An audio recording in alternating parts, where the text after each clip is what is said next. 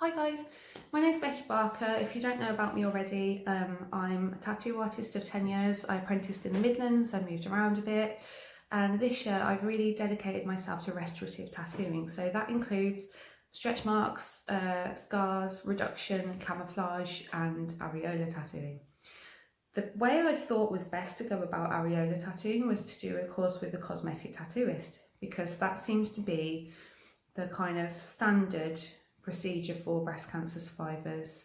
It's what the NHS offer, and I kind of thought that would be the best way to go about it. And I did the course, and I quickly kind of realised in my own mind that that wasn't how I wanted to go about things. I wanted to create realistic areola that would last. So then I looked into A.R.T. A.R.T is Areola Restorative Tattooing, and it's a global community of tattoo artists that are certified to a very high level. We get ongoing support and mentorship, and everyone's in the same boat, so we can get advice from everyone that's doing the same thing. We believe that areola tattooing should be permanent, and the more I think about it and the more survivors I speak to, I have come to the conclusion that it's actually unethical to do this procedure semi-permanently, and I'm going to explain why. When you do a semi-permanent tattoo on, if it's makeup, then it should be semi-permanent. There is no doubt about that, because fashions change and colours fade, more on the face anyway, so at least you've got the option to top up. But you have to remember, on the face, you are not necessarily tattooing damaged tissue. An areola, a breast that has been through the surgeries that it's been through, and I went to a meeting last night that had a surgeon come and do a talk about the different reconstructions that they do, and I have to say, oh my god, like, these people firstly are wizards, and secondly, like, do you really know what your client has been through? Because I was actually in shock and came away really quite emotional at how much surgery is required to make these breasts. So if you haven't looked into it already, you definitely need to. And now I've forgotten my point again. So damaged tissue. I was very naive coming into this. I was like, I've tattooed for a long time. I've tattooed burns, I've tattooed self-harm scars, I've tattooed surgery scars. I know about tattooing scars. And then I came across a breast that had had radiation. I was absolutely stumped, could not get any colour in. And if I didn't have the support that I have through A.R.T, I would have really struggled, but I was able to ask how to approach this kind of skin, so that was really helpful.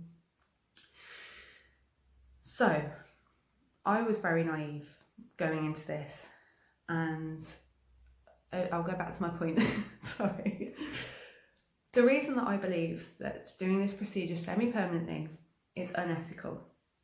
When you do a semi-permanent tattoo on a body, which is not a face, and it's something that, people don't have nipples that fade generally in life.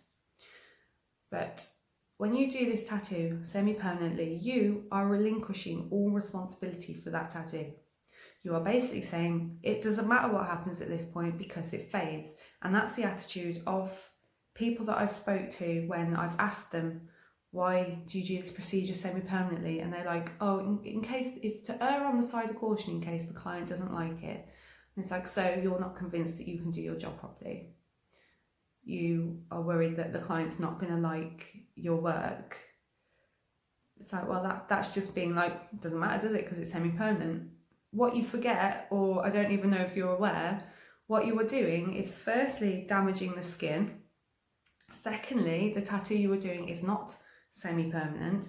The detail is semi-permanent, but what people I've seen, like I've had to fix 10 years down the line, is they just end up with a pink smudge. That doesn't represent a nipple.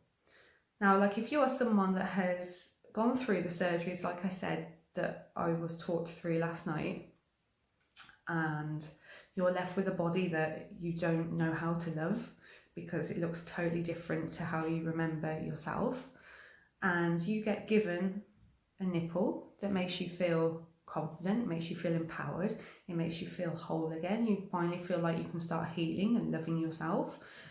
And then what happens when that nipple fades?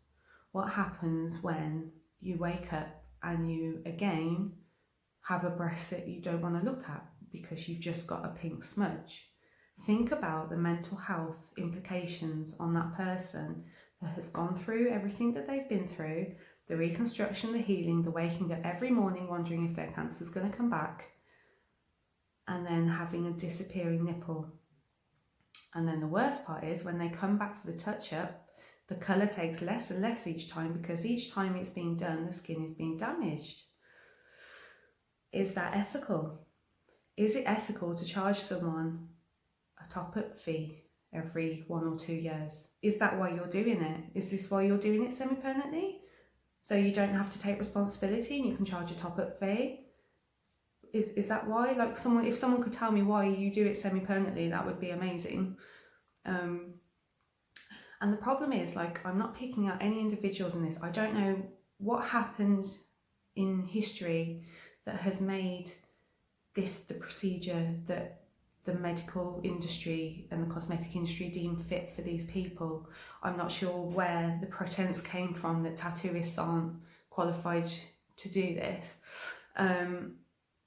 But I do feel that it needs to change. Like, if you have been trained to do this procedure semi-permanently by, you know, whether you work for the NHS or whether you are a cosmetic tattooer who has decided to move into this, I believe that we all go into this with the very best intentions. We all want to help people. You can't do a procedure like this that is really quite emotionally draining without wanting to help the person that you're tattooing. I just want you to really think about whether you are actually helping that person and what the implications of what you are doing are. And the worst thing that I'm seeing is people that have won awards for their work. I personally am a little bit shocked at the standard of work that's being done. You know, a kind of coloured circle with a circle lined in the middle with a few Montgomery glands does not equate a realistic nipple, let's be honest.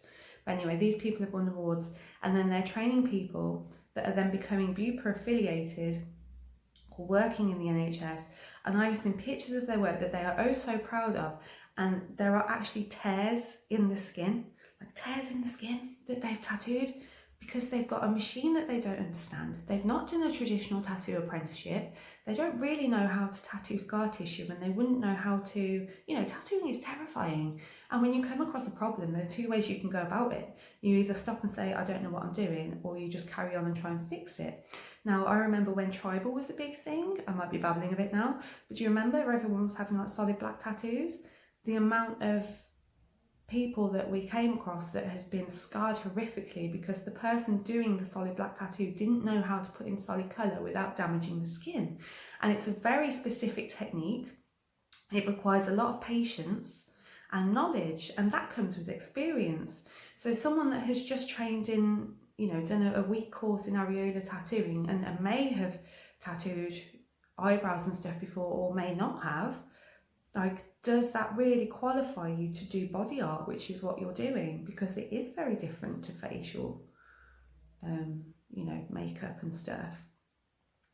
So I just want you to question. I want you to question your ethics. I want you to question why you're doing it semi-permanently. If you do decide that you want to move into it and do it permanently, unfortunately what you need to do is actually get a tattoo apprenticeship and become a tattoo artist, because there's no other way to learn the secrets of tattooing other than through that.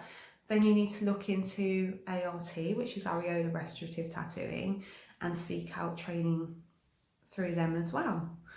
But it's doable if you really care about it, and if you really care about the survivor that you're working with, then you will do it. Because, like I said, I think sometimes we are quite naive to what these people are actually going through, and until you sit in a room full of people going through, you know, reconstructions and panicking every morning that their cancer is returning and not knowing how their breast's going to look when it's reconstructed, and, you know, going through a 10-hour operation to get a DF reconstruction and having like abdominal, like the list goes on.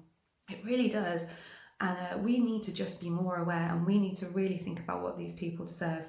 And I, for one, just believe that they deserve a realistic, permanent areola tattoo that is not causing damage to their already damaged tissue, that they can be proud of for life, and they don't have to worry about top-ups. Let me know what you think, because I know this is going to make a few waves, and I just want you to think about the ethics. Don't worry about the money, don't worry about... I know when you post a picture of a nipple online that you've tattooed, whether it's shit, whether it's great, whether it's permanent, whether it's semi-permanent, people will blow smoke up your ass. People will tell you what you were doing is great. People will say that's amazing. Don't listen to them. Look at what you were doing. Compare it to a real nipple. Ask yourself why you were using the pigments you were using, why you were using the machine that you're using. And if you have a solid answer and anyone can explain to me why this procedure is done semi-permanently, then that's great and I will accept that. But until that point, I can't. I'm sorry, guys. I think it's really unfair. But yeah, thanks for listening, and I hope that it's made you think a bit. I hope that it enforces positive changes, because all I want is what's best for people. So thank you very much. Bye.